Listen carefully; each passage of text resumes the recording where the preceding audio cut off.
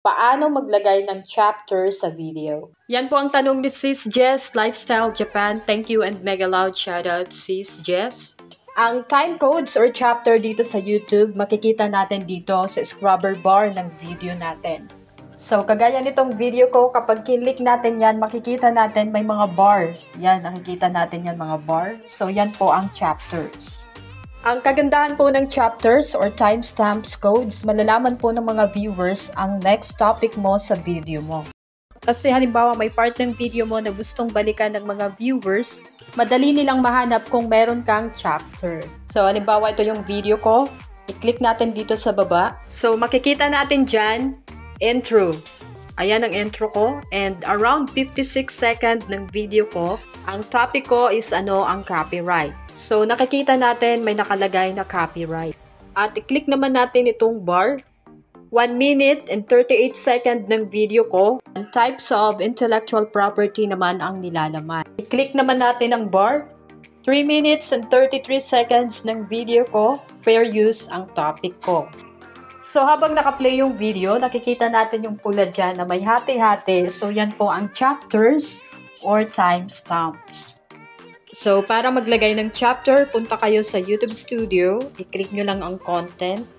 I-click nyo lang yung title ng video or yung video. At pwede na po kayong maglagay ng chapter sa description ng video nyo. At lagi po kayong mag-start sa 000 or 0:00.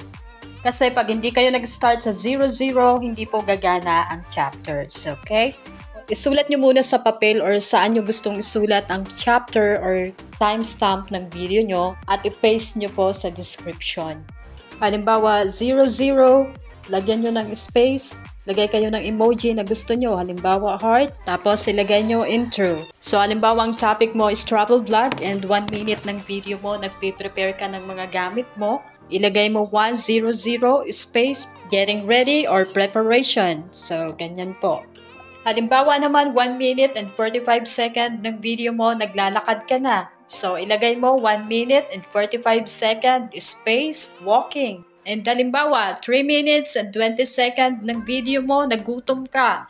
So, nagmukbang ka. Ilagay mo 3 minutes and 20 seconds, space, mukbang. And after nyo pong i-type or i-paste ang chapter nyo, i-save nyo na po. Pwede rin kayong mag-edit sa video mismo or YouTube app. Punta lang kayo sa video na gusto nyong lagyan ng chapters or timestamps. I-click lang ang tatlong dot, edit, and ilagay nyo na po ang chapters nyo and save. At para makita nyo ang chapters, i-click nyo lang ang more. Scroll down lang po at makikita na ang chapters. So, yan po ang chapters ko. I-click natin ang view all. So, nandyan po lahat ng chapters ko. Halimbawa, gustong ulitin ng viewers kung ano yung copyright strike. I-click lang niya ang copyright strike at mapupunta agad siya sa copyright strike. So, ganyan po kung may chapter or timestamp, madaling mahanap ng viewers ang topic na gusto nila or yung part ng video mo na gusto nilang balikan o gusto nilang ulitin. That's all for today, guys. Thank you so much for watching. God bless.